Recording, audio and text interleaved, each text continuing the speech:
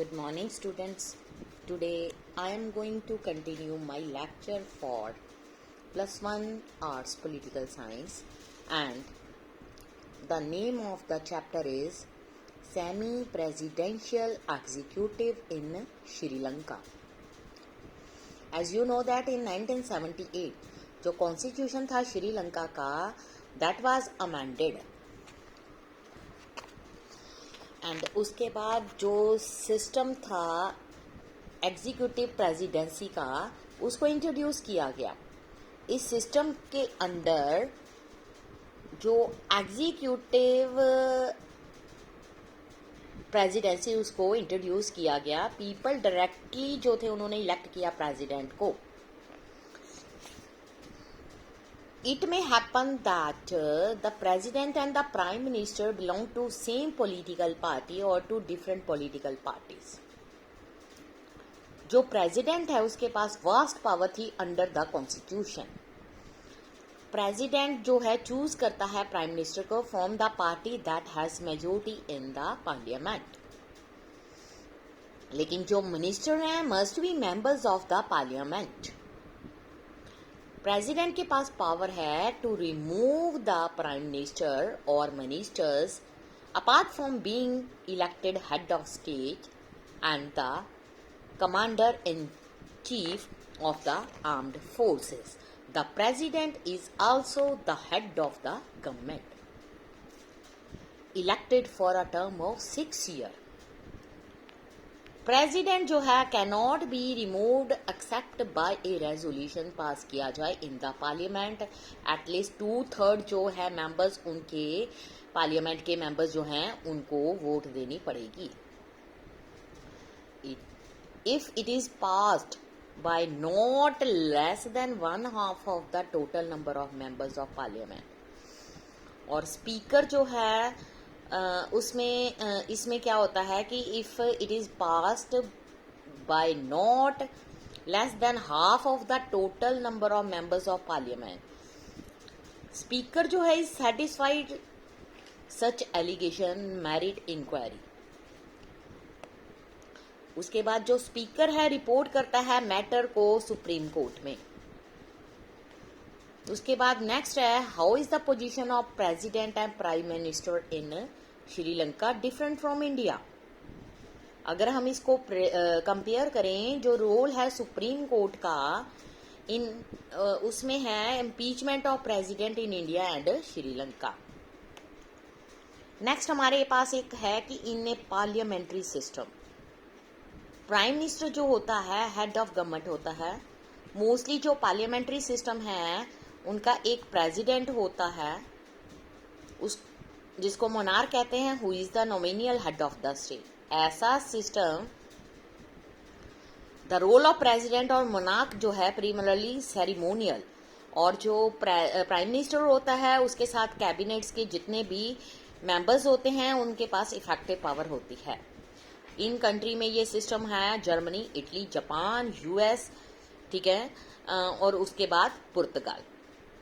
Semi presidential system जो है उसमें प्रेसिडेंट एंड प्राइम मिनिस्टर दोनों ही पार्टिसिपेट करते हैं, अनलाइक द पार्लियामेंट्री सिस्टम जिसमें सिर्फ जो प्रेसिडेंट है वो डे टू डे पावर्स के साथ आता है.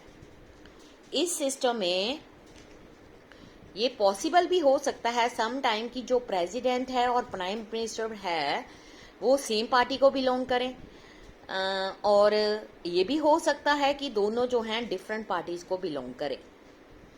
सो they would be opposed each other. कुछ कंट्रीज ऐसी होती हैं जिनका सिस्टम होता है उनमें ये सिस्टम इंक्लूड किया जाता है. ये कंट्रीज हैं फ्रांस, रशिया, श्रीलंका. अब हम बात करेंगे पार्लियामेंट्री एग्जीक्यूटिव इन इंडिया. जब इंडिया का कॉन्स्टिट्यूशन लिखा जा रहा था, India already had some experience of running the parliamentary system under the act of 1919 and 1935. जो ये एक्सपीरियंस है ये शोन करता है कि जो पार्लियामेंट्री सिस्टम है एग्जीक्यूटिव जो उसमें है effectively control by the representative of the system. India के कॉन्स्टिट्यूशन के जो मेकर थे वो ये चाहते थे और इंश्योर करना चाहते थे कि जो गवर्नमेंट है would be sensitive to public. उसके बाद अलग से एक अल्टरनेटिव था टू द पार्लियामेंट्री एग्जीक्यूटिव, वो ये था प्रेसिडेंशियल फॉर्म ऑफ गवर्नमेंट। लेकिन जो प्रेसिडेंशियल एग्जीक्यूटिव है उसके ऊपर एम्फेसिस ज़्यादा डाला गया on the president as chief executive, source of all executive powers. So यहाँ पर हमेशा ही danger of personality cult in presidential executive. India के कॉन्स्टिट्यूशन मेकर जो थे वो ये भी चाहते थे कि जो गवर्नमेंट है would have a strong executive branch, लेकिन एट द सेम टाइम बहुत सारे सेफगार्ड जो हैं उनको चेक किया गया अगेंस्ट द पर्सनैलिटी कल्ट।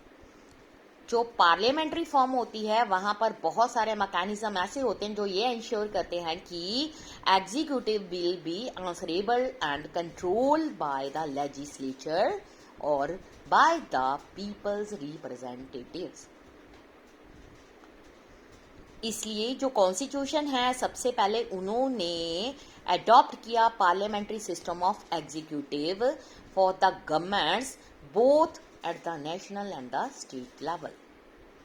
इस सिस्टम के अकॉर्डिंग प्रेसिडेंट जो कि फॉर्मल हेड ऑफ स्टेट होता है इंडिया का, और जो प्राइम मिनिस्टर है और उसके साथ जो काउंसिल ऑफ मिनिस्टर हैं जो गवर्नमेंट को चलाते हैं at the national level. State level में एग्जीक्यूटिव में गवर्नर, चीफ मिनिस्टर और काउंसिल ऑफ मिनिस्टर आ जाते हैं। जो कॉन्स्टिट्यूशन ऑफ इंडिया है उसमें जो एग्जीक्यूटिव पावर्स है मोस्टली वो union formally in the president के हाथ में होती है। अगर हम रियलिटी में बात करें, जो प्रेसिडेंट होता है उसकी जो पावर्स होती हैं काउंसिल ऑफ मिनिस्टर के साथ headed by the prime minister. President जो है उसको 5 years के लिए इलेक्ट किया जाता है, but there is no direct election by the people for the office of president. President जो होता है इलेक्टेड इनडायरेक्टली। इसका मतलब क्या हुआ, जो प्रेसिडेंट है उसको इलेक्ट किया जाता है not by the ordinary citizen but by the elected MLAs and MPs which are elected through the general election by the people. जो इलेक्शंस होती हैं वो टेक प्लेस करती हैं according to the principle of proportional representation with single transferable vote. अब president जो है उसको ऑफिस से तभी हटाया जा सकता है बाय द पार्लियामेंट, और एक प्रोसेस को फॉलो करना पड़ता है जिसको नाम दिया गया है इम्पीचमेंट। इस प्रोसीजर के लिए स्पेशल मैच्योरिटी की रिक्वायरमेंट होती है। Only ground for impeachment is violation of the Constitution. ये टॉपिक आज यहीं पर फिनिश। नेक्स्ट हम अपने लेक्चर में अगले में स्टार्ट करेंगे। Thank you students.